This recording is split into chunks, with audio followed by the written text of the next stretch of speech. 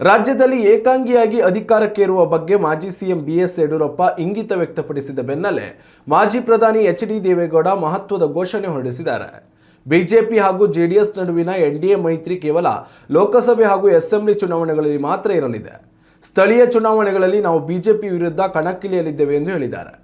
ವಿಧಾನಸಭಾ ಚುನಾವಣೆಯಲ್ಲಿ ಸ್ವಂತ ಬಲದ ಹೋರಾಟದ ಹೇಳಿಕೆ ನೀಡಿದ್ದ ಮಾಜಿ ಸಿಎಂ ಬಿಎಸ್ ಯಡಿಯೂರಪ್ಪರ ಹೇಳಿಕೆಯ ವಿಚಾರವಾಗಿಯೂ ಮಾತನಾಡಿದ ಅವರು, ಅವರ ಹೇಳಿಕೆಗೆ ನಾನು ವಿರೋಧ ವ್ಯಕ್ತಪಡಿಸುವುದಿಲ್ಲ. ಅವರು ಯಂಗ್ಸ್ಟಾರ್, ಉತ್ಸಾಹದಿಂದ ಕೆಲಸ ಮಾಡ್ತಿದ್ದಾರೆ ಎಂದು ಹೇಳುವ ಮೂಲಕ ಪರೋಕ್ಷವಾಗಿ ಟಾಂಗ್ ನೀಡಿದ್ದಾರೆ. ಎಚ್.ಡಿ. ದೇವೇಗೌಡರ ಈ ಹೇಳಿಕೆಯ ರಾಜಕೀಯ ವಲಯದಲ್ಲಿ ಸಂಚಲನ ಮೂಡಿಸಿದೆ. ಈ ವಿಚಾರವಾಗಿ ಬಿಜೆಪಿ ಎಂಎಲ್ಸಿ ರವಿಕುಮಾರ್ ಮಾತನಾಡಿದ್ದು, ಸ್ಥಳೀಯ ಸಂಸ್ಥೆ ಚುನಾವಣೆಗಳ ವಿಚಾರದಲ್ಲಿ ಮೈತ್ರಿ ಗೊಂದಲ ಇರಬಾರದು. ಈ ವಿಚಾರವಾಗಿ ಶೀಘ್ರದಲ್ಲೇ ಎಲ್ಲರ ಜೊತೆ ಚರ್ಚೆ ನಡೆಸುತ್ತೇವೆ ಎಂದು ಹೇಳಿದರು. ಉತ್ತಮ ಸಂಸ್ಕಾರಯುತ ಶಿಕ್ಷಣದೊಂದಿಗೆ VSS English medium CBSE school Udupi Muddur.